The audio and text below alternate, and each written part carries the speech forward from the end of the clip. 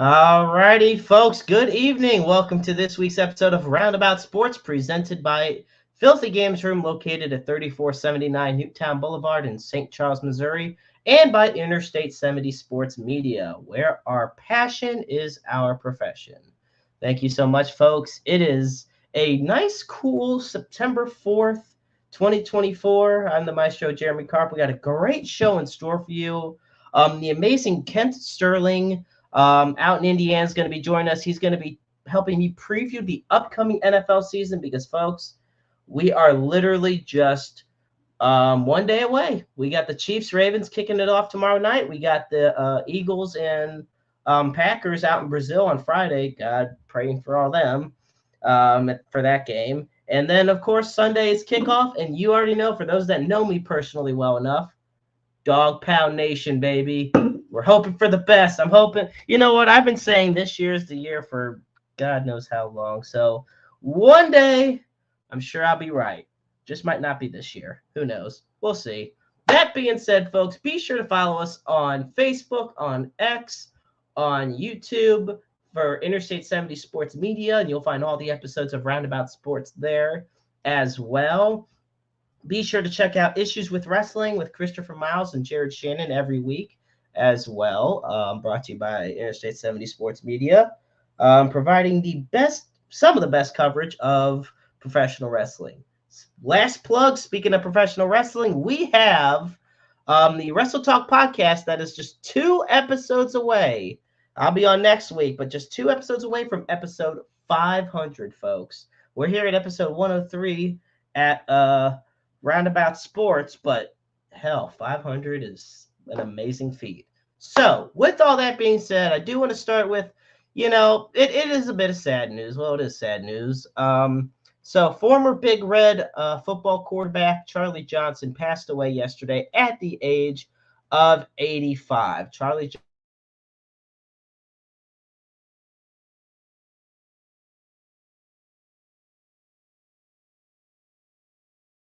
Johnson, announced by his alma mater in Mexico.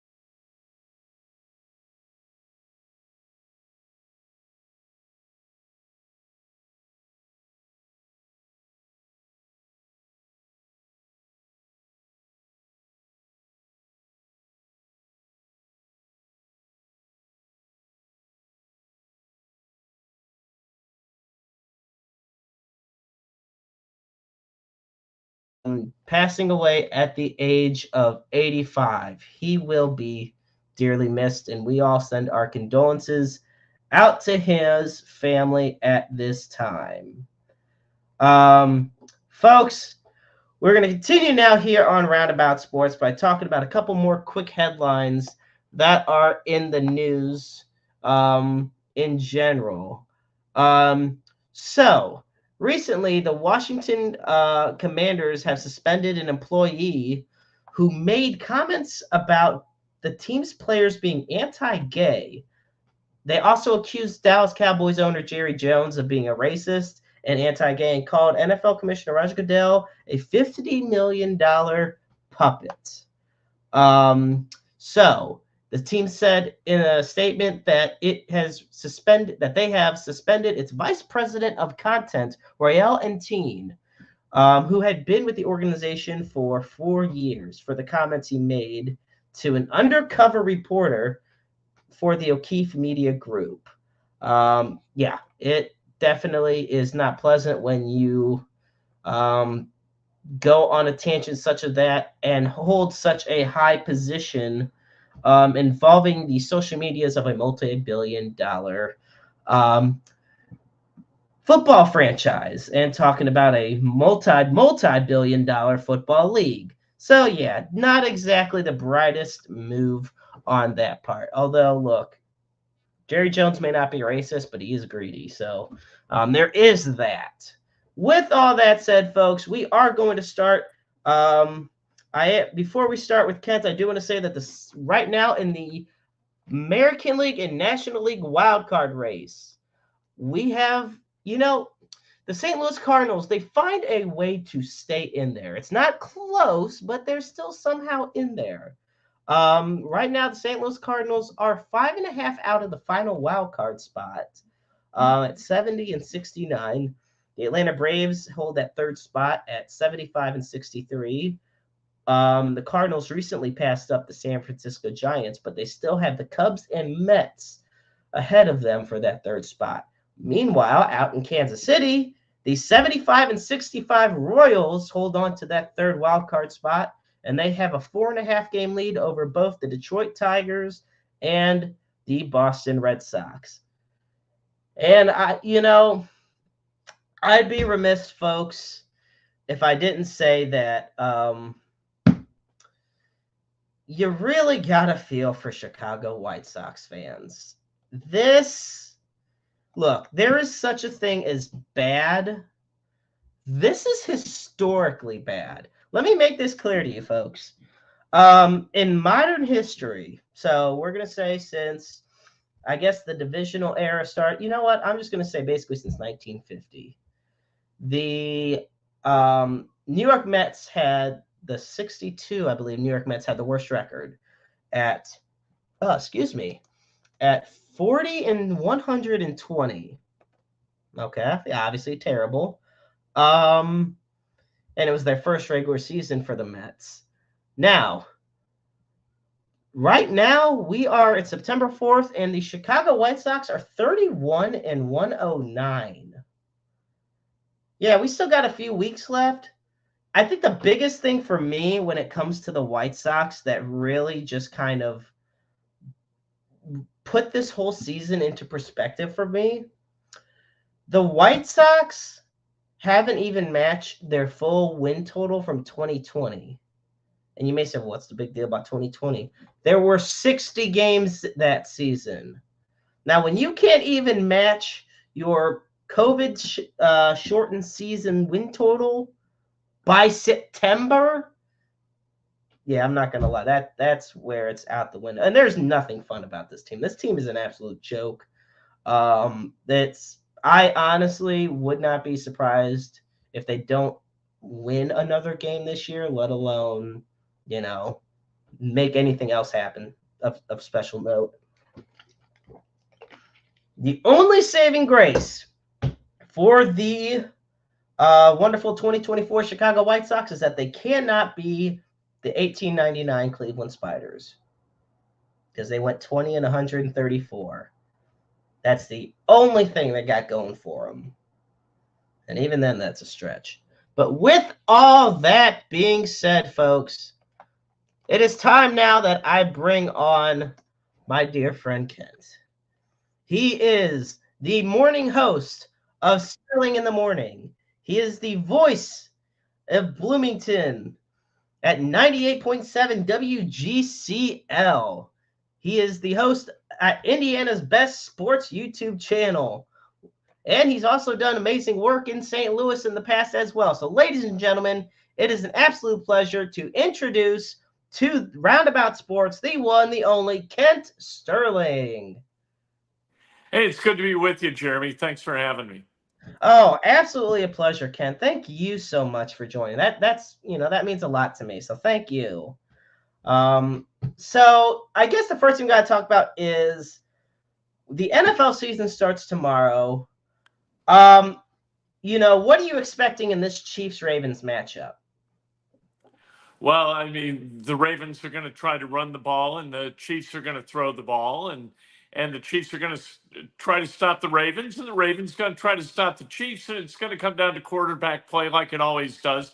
Is it going to be Lamar Jackson getting over on the Chiefs defense, or is it going to be Patrick getting over on the Ravens defense? And that's going to be the interesting part of the whole thing. You know what? It's really hard to win at Arrowhead for opponents to come into Arrowhead and win. So but opening night's kind of a weird night, and I think it's going to be fun, and I can't wait for it to get started. An interesting thing that people have said lately as we say hi, Eddie. It's great to have you tuning in, folks. Be sure to send in your comments, your questions, whatever the case may be. And Jimmy Harris from the Independent St. Louis Wrestling Hall of Fame, as always, thank you so much for tuning in. A lot of people say now Lamar Jackson, two-time MVP, fantastic athlete. I will never not compliment how great of an athlete he is. After all, once again, favorite team's Cleveland here. I've seen plenty of them. Now, that being said, a lot of people feel he is still being considered overrated. What is your take on that? Well, I don't think he's overrated. I think he's capable of taking a game over with his arm or his feet, and that's a rare thing. And he's kind of the prototype of the quarterback that people kind of want. Here in Indianapolis, we're looking forward to seeing Anthony Richardson, who's kind of a bigger, stronger version of Lamar Jackson, if not quite as experienced. But Lamar Jackson is an absolutely wonderful athlete who can put the ball in the end zone with his legs or his arm at any time. And when you got a guy like that, you can beat teams. Looking at Eddie actually says overrated, and he says Chiefs all the way. The Ravens definitely have how's the best way to put it? A different running back group than they're used to having. So obviously Lamar Jackson, fantastic in his own right as far as a talented quarterback. He's gotten a lot better throwing the ball, but he's also, of course, like the biggest dual threat quarterback in the league. Meanwhile, you no longer have J.K. Dobbins and you no longer have Gus Edwards. But instead, who do they go out and get? Derrick Henry. Now, you of all people, Kent, covering the Colts and seeing Derrick Henry in the AFC South when he was with the Titans, I mean, what does this mean for opposing defenses now that King Henry, granted, I mean, he is, a little older, like Derrick, and of course, in running back years, Derrick Henry right now is 30 years old. Yeah. And, a lot of people think he might have slowed down. He didn't have a great year last year. I should know. I had him in fantasy. But point notwithstanding, what do you think about this addition? Well, if he's got any tread left on the tires, he can be terrific. But he's run the ball 2,030 times in his career. When you get over 1,500, there tends to be kind of a diminishing return from a running back. Guy gets dinged up a little bit. But last year, Henry, I think he played all 17 games. He ran for over 1,000 yards. They're not going to ask him to carry the franchise on his shoulders like he was asked to with the Titans. He's going to come to the Ravens and be a functional part of that offense. And if instead of running him, 285 times, which I think was his total of carries last year, if they ask him 200 or 225, you know what? He could be a guy who moves the sticks for you, and he can still take it to the house. So he's a component of an offense instead of being the offense. And that's an important thing for him if he wants to continue to play, because he's right at that place. He and Ezekiel Elliott, the only active running backs over 2,000 carries.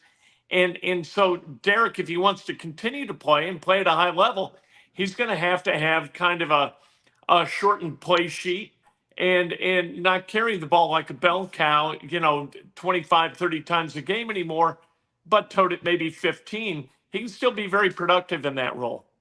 I was going to say, because you look, he had 280 carries just last year alone, which was first in the league. He had the second most yards in the league with over 1,100.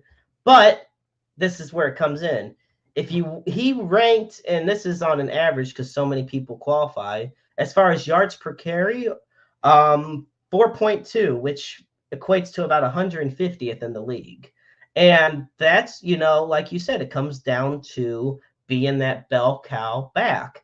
And what I think will change is for him, I can see him getting maybe 15 or so carries a game. Because guess what? Look at the quarterbacks the Titans had over the years that Derrick Henry was a part of that franchise. I mean, Ryan Tannehill is not a real mobile quarterback. He's not that quarterback that you expect to make those types of Lamar Jackson-esque moves.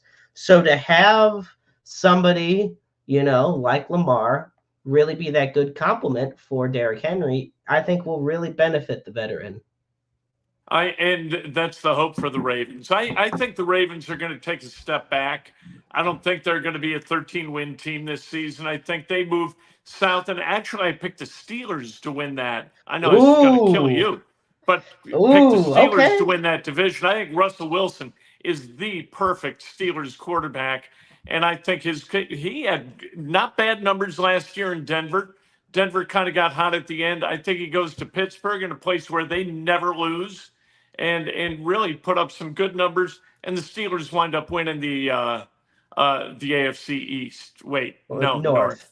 Yeah. Well, it's all good. I mean, and it's the hardest division in football. Now, I'm going to say this. You want to talk about good problem? Whoa. Hardest division in football? The AFC North? Hey, I'm sorry the Browns can't win it ever, but that doesn't make the whole division the hardest in the history of the game or in the NFL today. All four. Okay, so here, all four teams were postseason teams last season, which, considering Cleveland literally had to play 5 quarterbacks because of injuries, was a damn miracle. And plus losing Nick Chubb in the first half of the second game of the season. Believe me, I'm not going to go and say, hey, week 3, I was thinking, yeah, Cleveland's going to make the playoffs. No, I thought, well, this season's done. But they surprised me. And then C.J. Stroud and the Texans said, hey, we're the young, hot team in the league. And they just whoosh. Then you got the Jack, but Joe Flacco turned into Joe Flacco, and all of a sudden the Browns were on the couch. Never thought I'd be cheering Joe Flacco in my life. Been cheering for Cleveland for as long as I can remember. Never thought I would have cheered for Joe Flacco, but hey, if I could do it for one game or for one season, I'll take it. Now, I want to know that, in your opinion, what do you think is the hardest division in football? If it's not the AFC North in your mind, what do you think it is? That's a great question. You know what? I think the toughest to pick. I think in this, like the NFC West, I really hemmed and hawed over, and I know that the Cardinals are hot garbage. They're terrible. But I really think that, the 49ers, the Rams, and the Seahawks are all really capable teams. I think that the AFC East, with the Bills and the Dolphins, the Jets, with Rodgers, I don't think you got the 4th team and the Patriots that team's going to be terrible. But I think you've got those 2 teams to look at and kind of try to figure out, all right, I got the last place team kind of underlined, but picking the winner out of the other 3 is a little bit more difficult. I actually have the Cardinals having, and I don't have them winning the division or anything. Hell, I don't even really have them having, I don't think, a wild card spot, if I remember predicting it with my friend earlier. I do think, though, they are a team that is on the rise. I think they had a very good draft. I think this is the make or break year for Kyler Murray. If he doesn't do anything good this year, well, then the jury's out. He's done for. Marvin Harrison. He's really all they got. They came into town. They came into Indy for some joint practices, and without Kyler Murray on the field, that's a really bad football team. And defensively, they are terrible. Like, they aren't good anywhere on the defensive side of the ball. Kyler Murray is kind of the thing. He's that X factor who can sort of make it go a little bit and might win you 4 games. But I really think that the Cardinals are, as I watched them practice, I thought they are legitimately terrible. And I was in St. Louis watching the Rams in 2011, watching them practice. That was not a good football team for Steve Spagnuolo. And I thought that team practiced better than the Cardinals. That is a hot take right there. Oh, man, it's kind of burning up in here. Just hearing that. But that's crazy to think about, though, because God forbid we had to go through all those years of the Rams. This is the thing though. Like Marvin Harrison Jr., I think James Conner, when healthy, he's still got a lot left in the tank. I do think that, the defense, yes, probably screwed. But I absolutely can agree with you on that. I do think though that the offense has a lot of good weapons and they could be competitive in that regard if they can keep it within a shootout, I should say. Now, as far as another tough division in football, this is going to be an interesting one. And a lot of people are going to really question this, I'm sure. I kind of want to go the NFC North. Now, you got to hear me out on this one. Okay. This is, of course, this takes a hit because J.J. McCarthy got hurt. Because now you got Sam Darnold starting for the Vikings. But you got the most dangerous receiver in football, or at least arguably the best receiver in football. You could argue Tyreek's the most dangerous. And Justin Jefferson. Mm-hmm. Go to Green Bay. You got Jordan Love, who is the future of that franchise, with 4 young, really talented receivers. Dontavion Wicks, Romeo Dobbs, Christian Watson, and Jaden Reed. Mm-hmm. And, of course, now they get Josh Jacobs.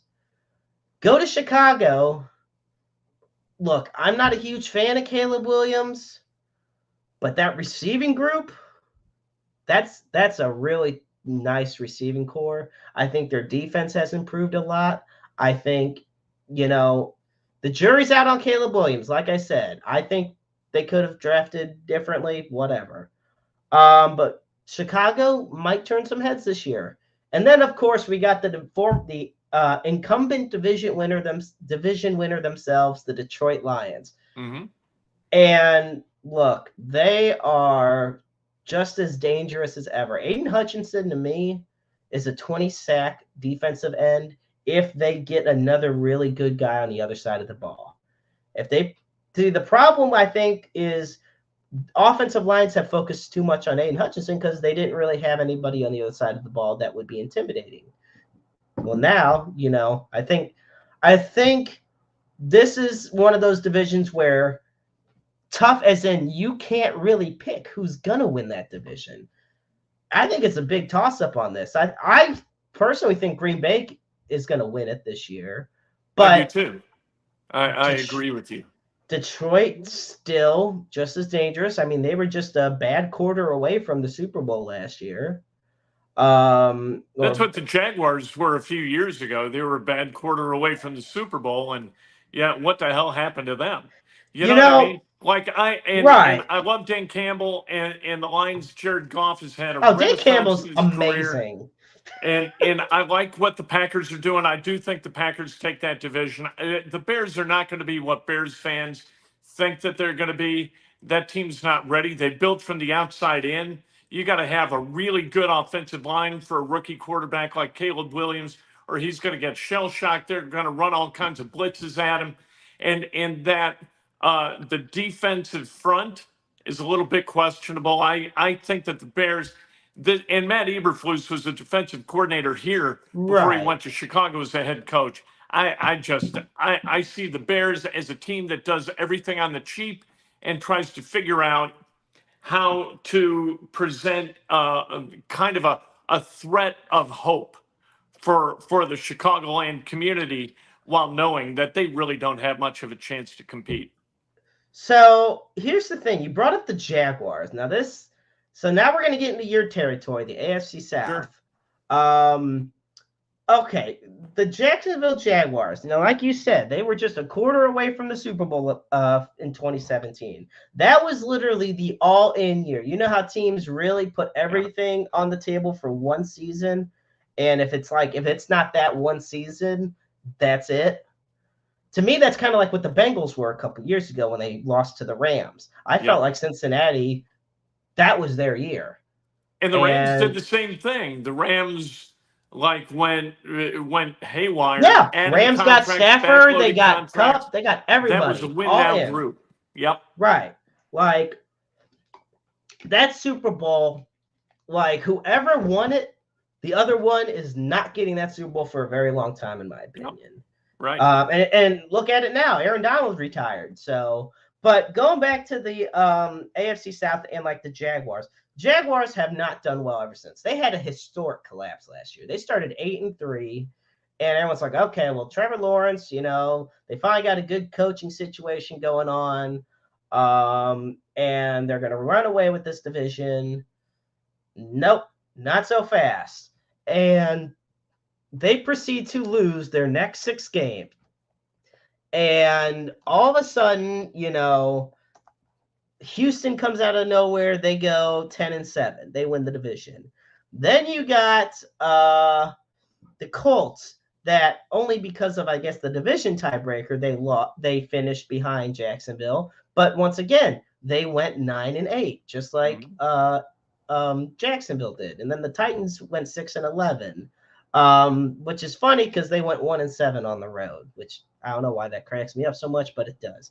Point notwithstanding, looking at the Jaguars, is this another instance? We talked about Kyler Murray. Is this another instance of that, but with Trevor Lawrence, where if he does, this has to be the year he proves himself to be that franchise guy? Well, yeah, and being healthy, I think, is really going to help. He was injured last year in that 12th game, and because of that, his level of productivity kind of dropped.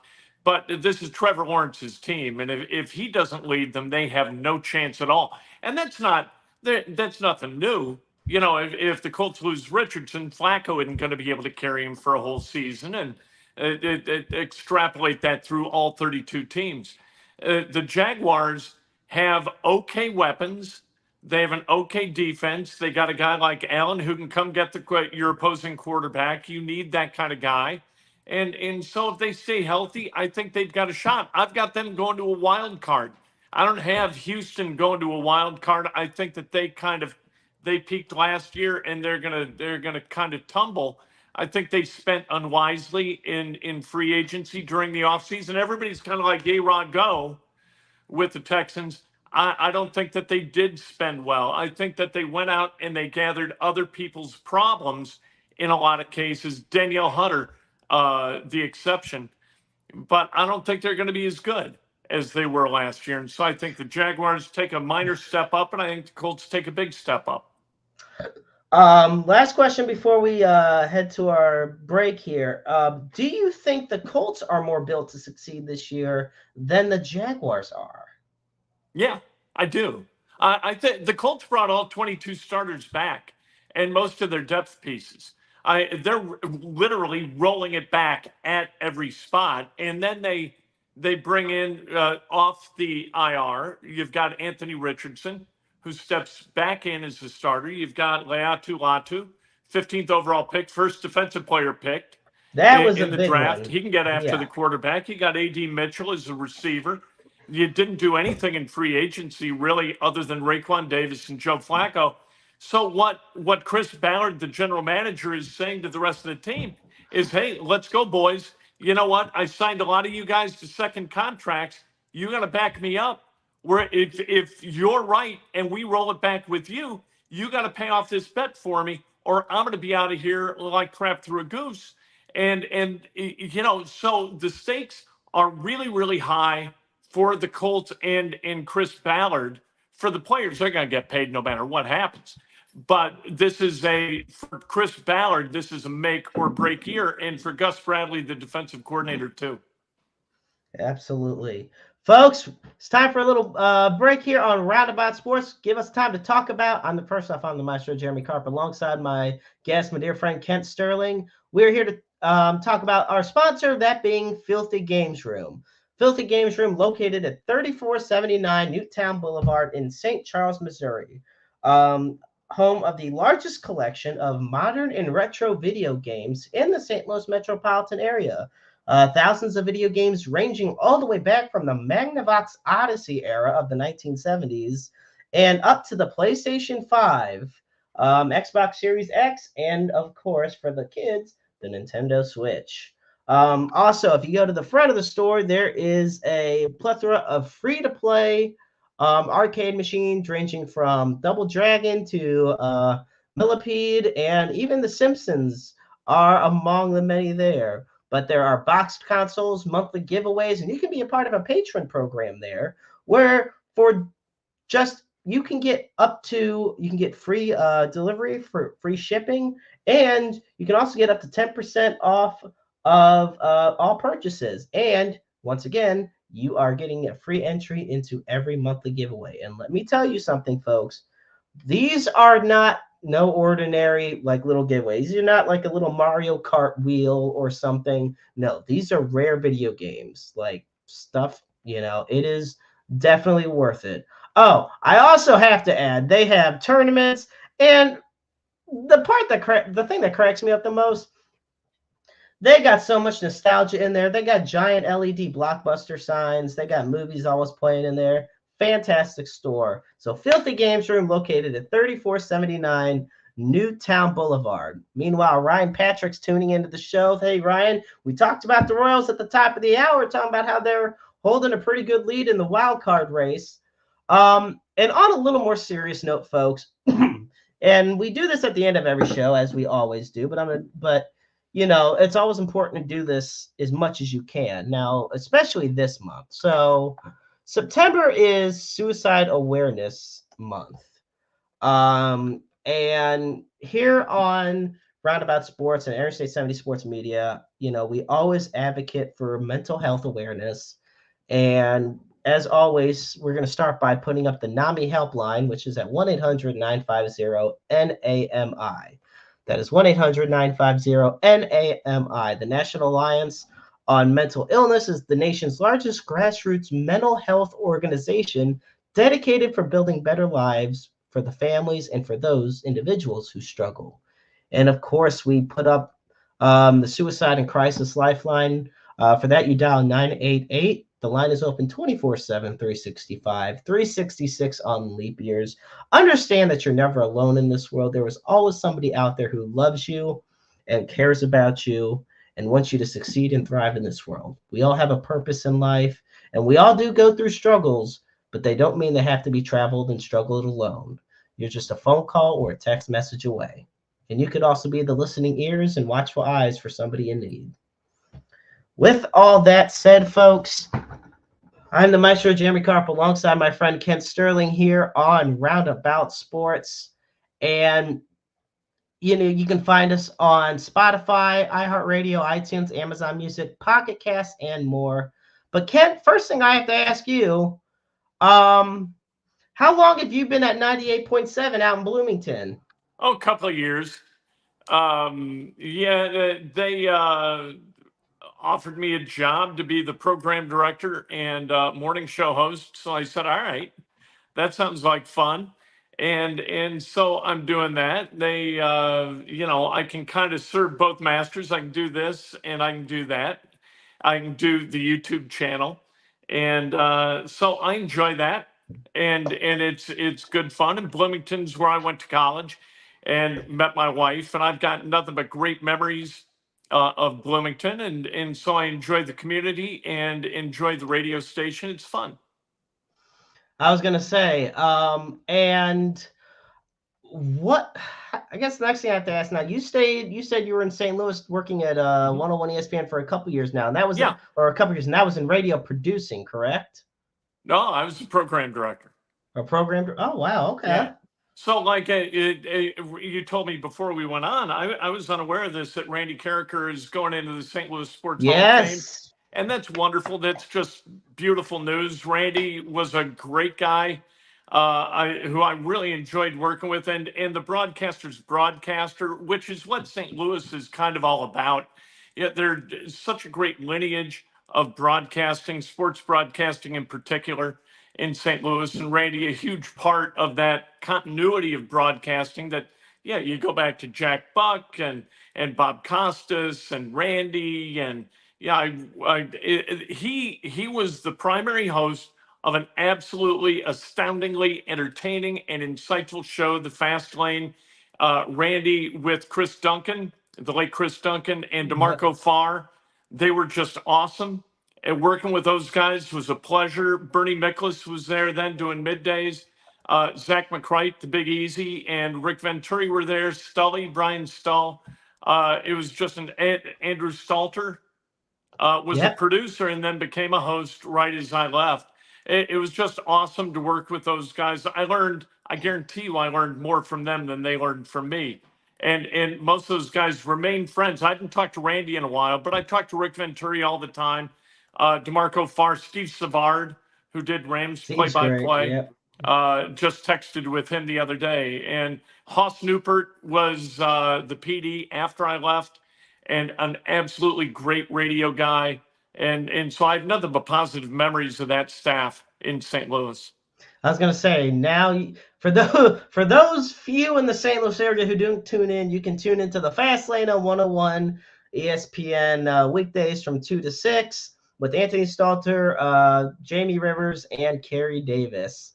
I love that Stalter's still on there. Really good writer. Stalter is amazing. Very smart football guy. Very smart baseball guy too. I believe it was. Yeah, I was going to say Stalter, definitely. And, I was looking at the Hall of Fame. So, yes, folks, tomorrow the St. Louis Sports Hall of Fame ceremony will be taking place. And as Kent mentioned, Randy Carricker, the great Randy Carricker, is one of the inductees. I also want to say that Jay Blossom is one of the inductees, as is Kelly Chase, Dave Dorr, Neil Ivy, and if I do happen to mispronounce a name, I deeply apologize. I won't mispronounce this one. Good old Steven Jackson, legendary St. Louis Rams running back.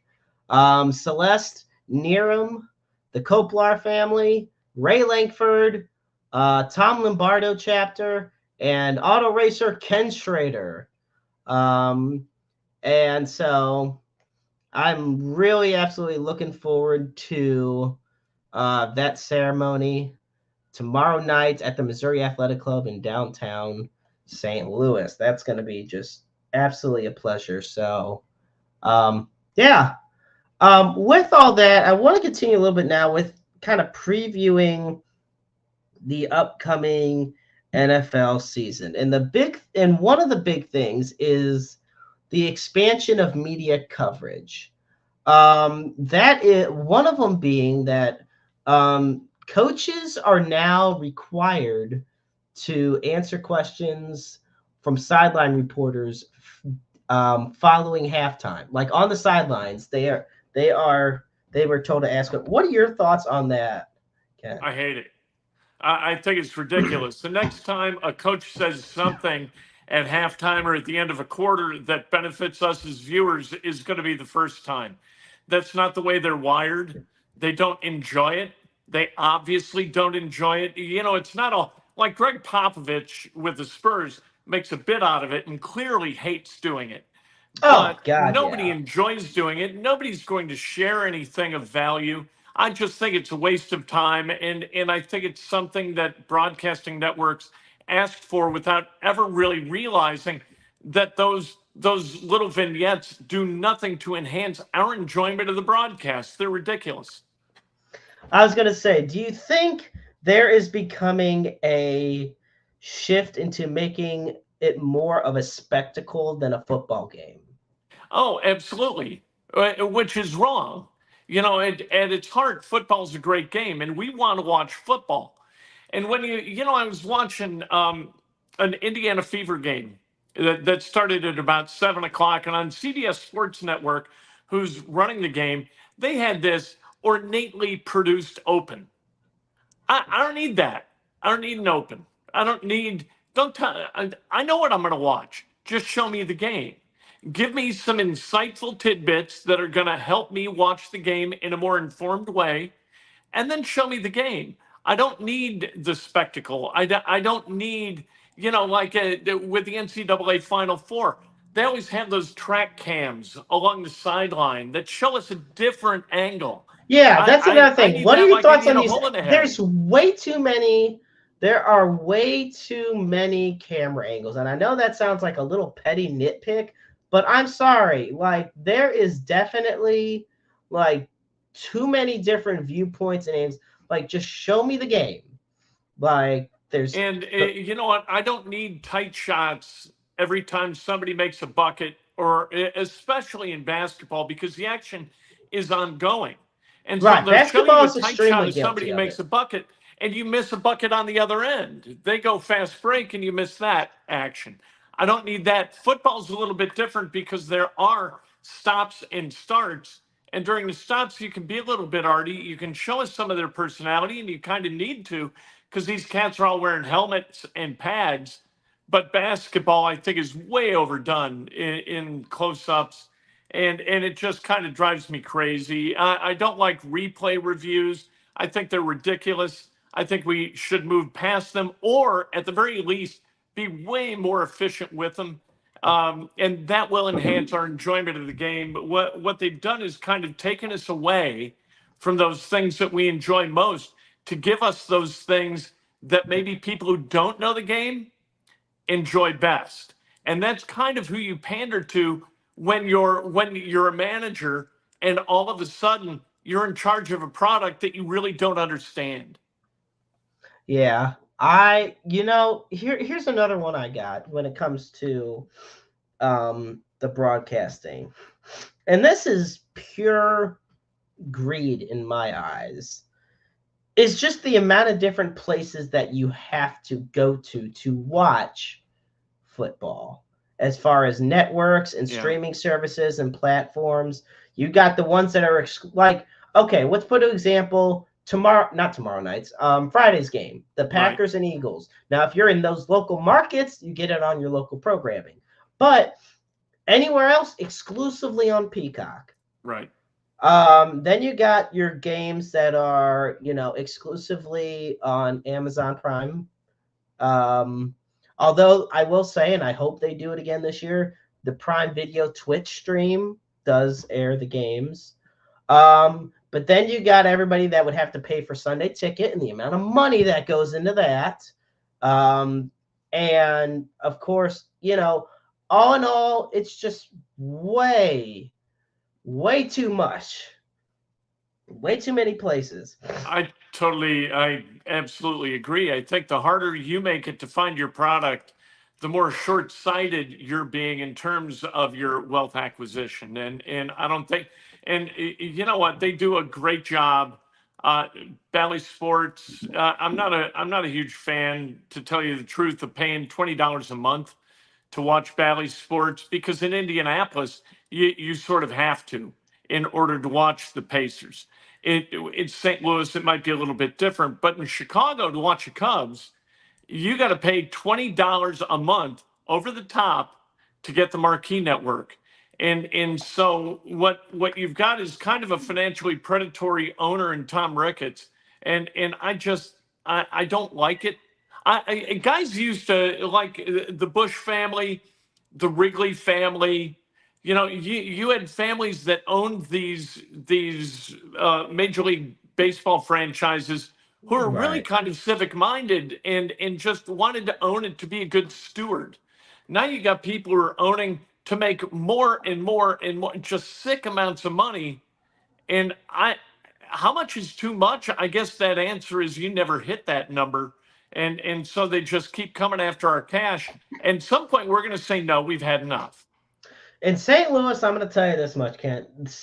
Cardinal fans, hell, Blues fans too, but especially Cardinal fans have just about had it with And they. Bally Sports. And we don't have Charter Spectrum because you can only get it if you have like Charter Spectrum, for example, unless you have like the app or Fubo TV or something. But like we Right. have YouTube TV, so we can't get it. So, I mean, that's why KMOX, no disrespect to 98.7 out in Bloomington, but 1120 KMOX, definitely the most clutch when it comes to being able to listen to the Cardinal games and everything. And obviously there are alternatives to finding, the Cardinal game and everything. But at that point, when you have to go on there and search for them, like it doesn't, it's not as fun. Like, Right. you just miss the convenience. I miss the convenience of just having, hey, here's channel 37 or channel 824. Boom, there it is. There's the Cardinal game or the Blues game, and I'm sure you feel the same way when it comes to, watching the Fever or the Pacers, like Absolutely. it's because it's something that affects all. I know a lot of Royals fans out in Kansas City feel the same way in regards to Bally Sports, in Sure, Kansas City. and there have to You be know, 7 of them. Don't there need to be like 7 Royals fans, 7, 8, but maybe yeah, a about baker's that much. dozen? Yeah, Baker's the well. Hey, they're winning though, Quick side right? note, and is the fact Like the that the Royals are doing all Royals, right. well, they're winning. They're winning, but people still aren't showing up. Or it's not even so much that they aren't showing up. It's just the capacity. This is why another reason they're going to probably get a new stadium is just the attendance capacity. Like right now, excuse me, the LA Dodgers lead. Right now, the Cardinals rank 7th in baseball as far as average attendance, which amazes I'll the tell hell you out of what, me. I know some of the guys in that front office with the Cardinals. They are genuinely good people. And they do a great job presenting a product in a compelling way, and not just the product on the field, but they really take care of their fans and they value those relationships deeply.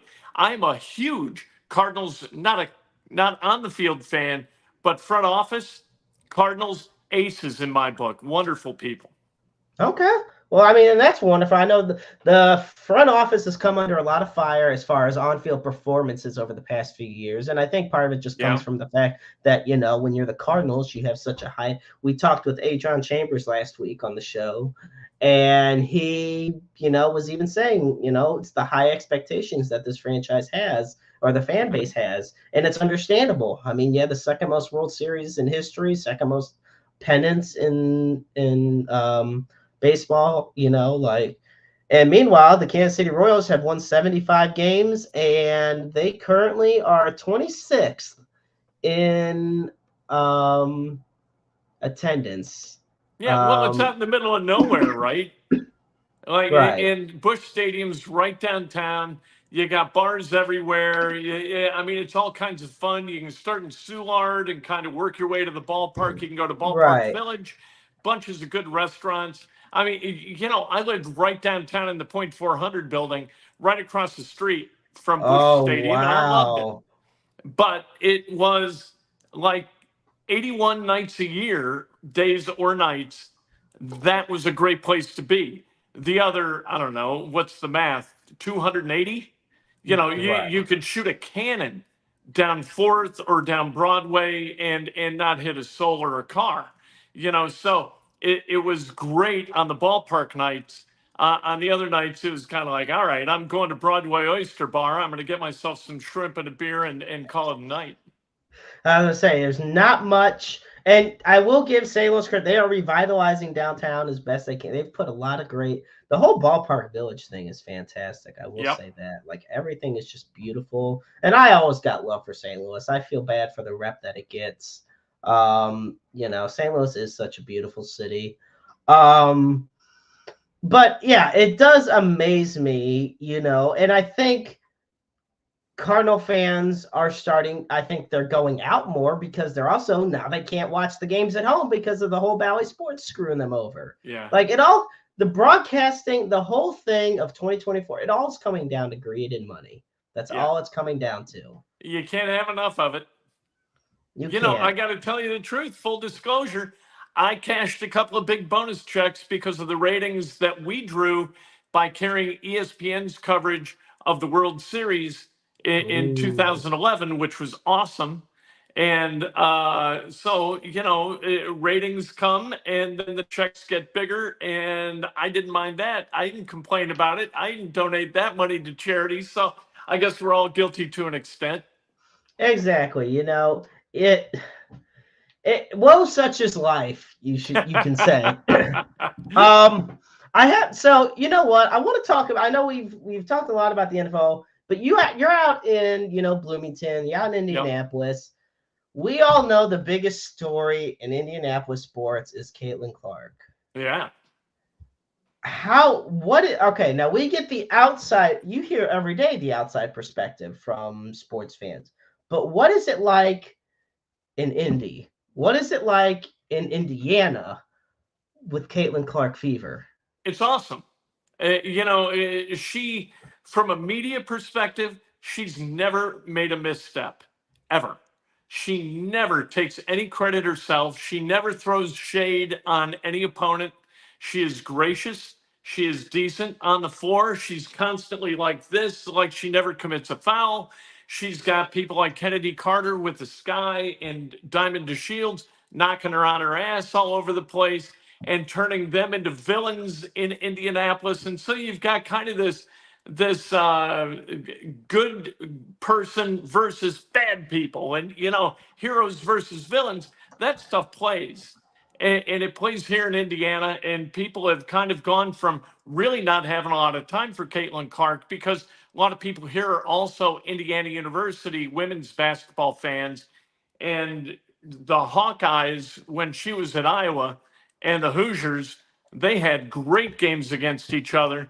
And so you did have some fractious moments, but once she came here, like she's done a lot of PR work. And it's not PR, because that means it's kind of fraudulent. It's kind of for that purpose, and it's not with her. But she's out like with Habitat for Humanity, building Right. homes. She fills her day with really good stuff, and she's become somebody in this town where the people here believe in her. And from being in St. Charles, and so St. Louis, people love people who love St. Louis, right? I mean, Yes. St. Louisans love Cardinals. I remember like seeing Descalso and who John Jay lived in our building. Yep. People loved seeing those guys, and they felt like they were a part of the community. And Caitlin Clark has really gone a long way toward engendering that kind of relationship here. And it's very, very cool. People are watching the secondary ticket market for the Fever game against the Lynx on Friday night. You can't get in the lower bowl for under $400. Good That is Lord. completely insane. They used to give those tickets away by the stack to school children. Now, 400 Wow. bones a piece to go on StubHub and get in the door in the lower bowl on Friday night. And that's the Caitlin Clark effect in a Yep, nutshell. And and I also think, okay, we all know the Fever had a terrible start to this season. I know they started, I believe, 1-8. they did. And didn't win a single home game. Over the course of this season, Caitlin Clark's become the most fouled person in the WNBA. And yet the Fever snapped their 7-year postseason drought Yeah, yesterday. They qualified for the playoffs, which is huge. I know they're like right now they're in sixth place in right. in this conference. Do you have the Um, scores right there? well, right now I have. Let's see. I can look right now. Because Actually, the Fever are playing the Sparks right now. I watched the first half, and the Fever weren't Oh, playing too well, right well. now, it's I don't know how much time's left in the game, but I do know that the Fever are winning 91-84. All right, they'll Yeah. win. The Sparks suck, so they'll win. I knew you'd get excited about that. I was gonna say, I was like, oh, I see. And Babs, who is going to be there tomorrow night with me at the St. Louis Sports Hall of Fame ceremony, huge contributor here with Roundabout Sports. She goes, Indiana is where I grew up, and through amount of times Hoosiers was played in my grandma's house. Great movie, Yeah. best sports movie of all time. Oh yeah.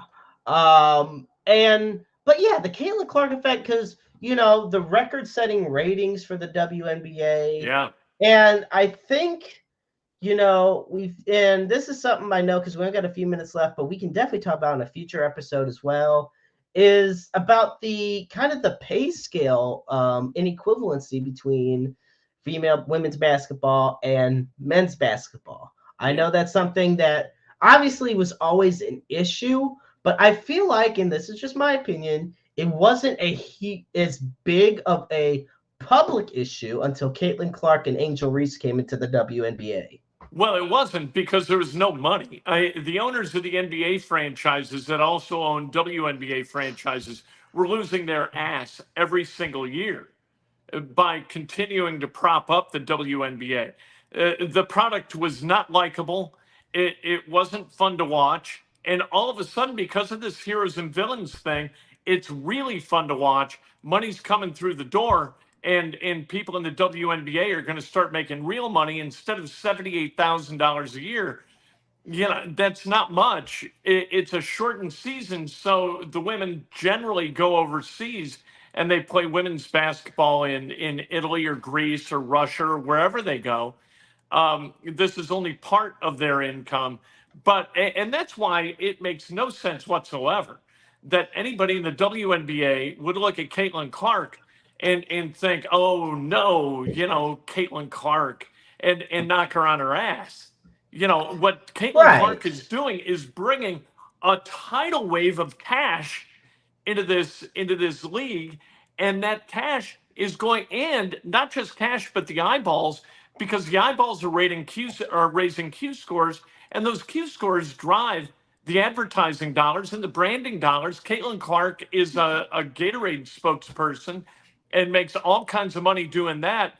More money is going to come to Angel Reese because of her kind of polar opposite branding of Caitlin Clark. Asia Wilson. There are a lot of women in the WNBA who are going to make real substantial money because of Caitlin's presence in that league. And for them to, cast kind of a jaundiced eye toward her is completely irrational and stupid. And so hope, but you know what? It's also this. It's also why we watch. Because if Caitlin Yeah. Clark isn't getting knocked down, if Little Miss Prettyface isn't getting knocked down, what are we? I mean, we're just watching women dribble an orange ball and shoot it. There's some friction, and with friction, you got heat, and this is kind of cool. Conflict is drama, and drama draws eyeballs. My dad always taught me sometimes you have to be a badass to get things done. I think right now what's happening in the WNBA is the fact that, look, Caitlin Clark didn't want to be the villain, if you will, of the league, of where, people all in the sports world criticize her and mock her. But she's almost, it seems like, embracing the fact that she has haters out there. She's going to go out there and kick ass on the court, regardless of what anybody says or does. And, on the current media rights deal with ESPN, the WNBA makes $60 million a year. At this rate, they're projected to go up to around 240 million a year. At the rate they're going based off the ratings and the revenue that is being circulated in the league this season alone. And keep in mind, we still got a full month to play. Yep. Yep. And the playoffs, and Fever are going to be in the midst of that. And we'll see what happens. But it's really compelling product. And, I spent a lot of time in the Colts media room, in the Indiana University media rooms. Everybody's talking about, after not hearing anything. I went to the Fever's media day last year. It was me and a guy. It was me and a guy named Scott Agnes, who does he's a blogger, and he's really good at it. He's wonderful. Fieldhouse Files is a great Pacers Fever kind of centric blog. But it was the two of us. And I only went there to talk to Grace Berger, who was a draft pick because she went to Indiana. I went there to talk to her. I went there for like Leah Boston or Kelsey Mitchell or anybody. They were begging people to come and cover them. Now they got a full house. Everybody's coming in to shoot Fever and to talk to the Fever. It is completely different, and that's Caitlin Clark. Absolutely. Kent, before we close the show, I gotta get because a lot of this was emphasized on our NFL preview. I have to ask you this. So we have time. It's time for our Super Bowl predictions. Who do you think is going to? What do you think the matchup is going to be? And who do you want the matchup to be? And who do you think is going to win? I don't think it's going to be the Chiefs. I don't think that they're going to be able to three-peat. I think that's impossible in the NFL. The NFL's not built for that kind of thing.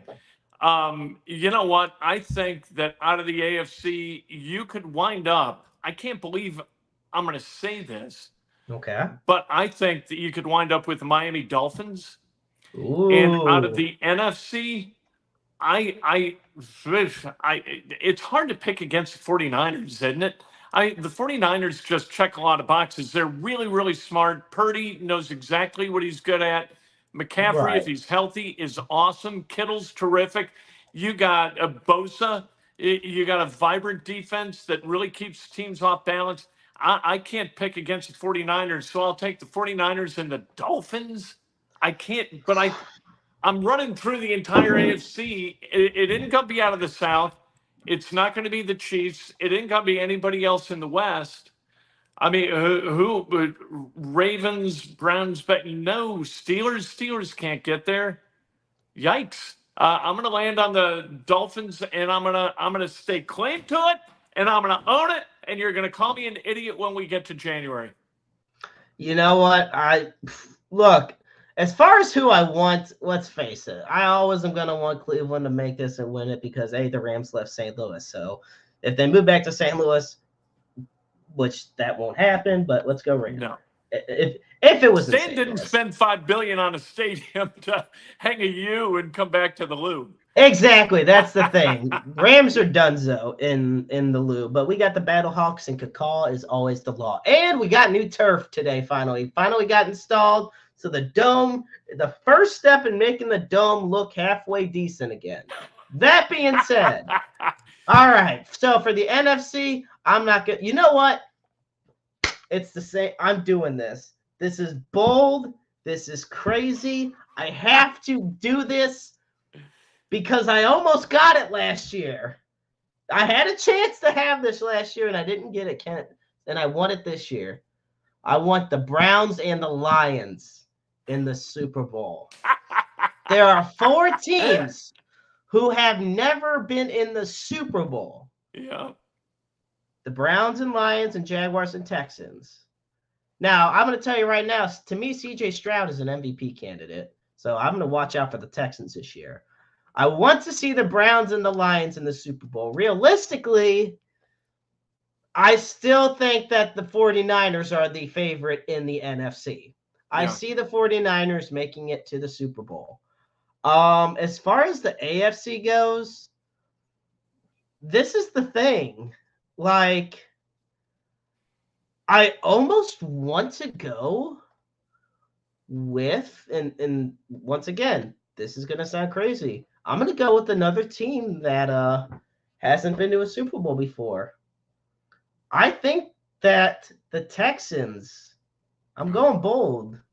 I know it's hard for you for the AFC South, but I just don't think they're I like what you said about Stroud, but they're going to have to block for him. Yeah, they're going to have to keep him upright, and that offensive line isn't really very good. This is the thing. I can go with the safe bet. I could always say, oh, yeah, the Chiefs are going to make it. And look, I think the Chiefs have a very great chance of making it again. I think the Chiefs have a great chance to three-peat. But even the Patriots dynasty didn't three-peat. The Steelers of the 70s didn't three-peat. The Steelers in the 70s, the Niners in the 80s didn't three-peat. Hell, even the Cowboys never three-peated. Yeah. Now they can't even three-peat a winning season, but that's beside the point. So I feel like this is the year of the underdog. That's why I got teams like the Browns, the Lions, the Texans. And look, I like your pick of the Dolphins too. I think if Tua gets proper blocking, oh my God, Tyreek Hill was going to break the receiving record if he didn't get hurt. Yep.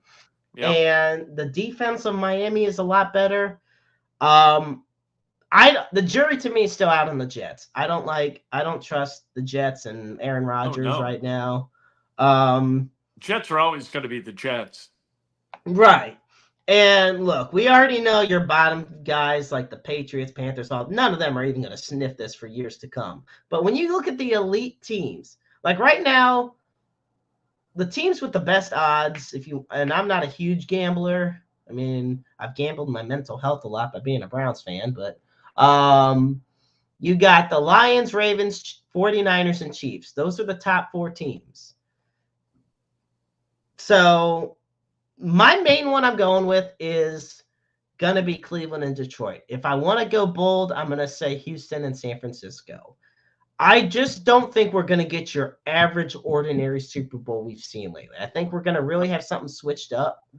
I hope so. You could Although, even have you know what? Texans and Packers. I'll take my popcorn and go watch the Chiefs and the 49ers. I'm cool with that, but I'd like to Round see some three, new do blood it. in there a little Round bit. three. Let's see it Yeah. happen. Because I'm going to tell you this right now. I said this last year. If Patrick Mahomes retired after the Super Bowl last year, he would have been in the Hall of Fame. Pat Mahomes retires after, if they win the Super Bowl this year and Pat Mahomes and Travis Kelce retire the next day, they're going to go in the Hall of Fame the next day, the day after that. Like, they're going to solidify GOAT status. Yeah. Tom Brady is arguably the greatest quarterback and player of all time.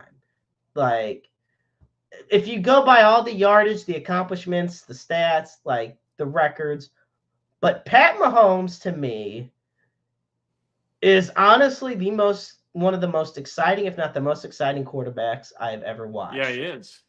Like, hey, he is phenomenal. if you're willing to throw, passes behind your back, throw against your body, he is impossible to prepare for.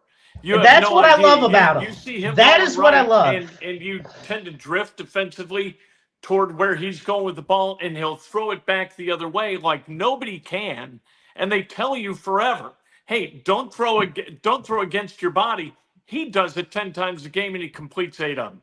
And by the way, Peyton Manning is the best quarterback to ever play, and Walter Payton is the best football player to ever play. I'm going to tell you right now. Square that away. I'm going to show you right there. See that? See that guy? That guy to me is the greatest football player to ever play. Walter Payton is on the Mount Rushmore of football. Sweetness to me was phenomenal. And, I'm a football nerd. We could go for hours on this, and I would love to sometime. Jim Brown was really good. Yeah, and Walter Payton. And look, if you say Peyton Manning's the greatest quarterback of all time, I mean, that is a hell of a, I'm not going to be like, oh, no, not at all. Like, dude was phenomenal. So, And Tom Brady was somewhere between Peyton Manning and Sam Bradford. Oh, God. Okay, with that take, folks, we're going to wrap it up here on Roundabout Sports. Before I do all the plugs and everything, Kent, be sure to tell everybody at home where they can listen to you and find you. It's the easy beasy. Go to YouTube and search Kent Sterling, and my channel will pop up. Everything that I do posts up there. That's easy. All right. And for those that live in the Indiana market, they know to catch you at 98.7. Always. Every morning, WGCLradio.com, available everywhere. And, every morning from 7 to 9, off we go. All right, perfect. And folks, as always, you can find Roundabout Sports on Spotify, Pocket Cast, iTunes, iHeartRadio, Amazon Music. You can follow us on Facebook, on X, on YouTube for Interstate 70 Sports Media, and then you can follow Roundabout Sports on Facebook. And once again, anywhere you see Roundabout Sports or I-70 Sports Media, give us a subscribe. We're also online at interstate70sports.media for all the latest news and updates. Also, folks, once again, be sure to check out on Tuesday nights the Wrestle Talk podcast, and be sure to check out Issues with Wrestling every weekend. And as always, folks, we close our show with the NAMI helpline. That is 1-800-950-NAMI. 1-800-950-NAMI. The National Alliance on Mental Illness is the nation's largest grassroots mental health organization dedicated to building better lives for those who struggle. And of course, we put the Suicide and Crisis Lifeline up. Remember, this month is Suicide Awareness Month, but we put this up at the end of every show every week. It don't matter when the hell the month is. Understand that the line is 988. The line is open 24/7, 365, 366 on leap years. Understand you're never alone in this world. There is always somebody out there who loves you and cares about you, and you are extremely important. You mean the world to somebody. We were all put on this earth for a reason, And we all go through our struggles throughout daily life. That doesn't mean they have to be traveled alone. And you're just a phone call, a text message, an email, anything away. And you could also be the listening ears and watchful eyes for somebody out there in need. I want to thank once again Kent Sterling for being on. Stay tuned for programming updates, as we will not be on next Wednesday night, but we will be sure to keep you posted on the next episode of Roundabout Sports. Until then, folks, I'm the Maestro Jeremy Karp, and remember, life is a book full of empty pages just waiting to be written in. Make your lives worth reading. Good night,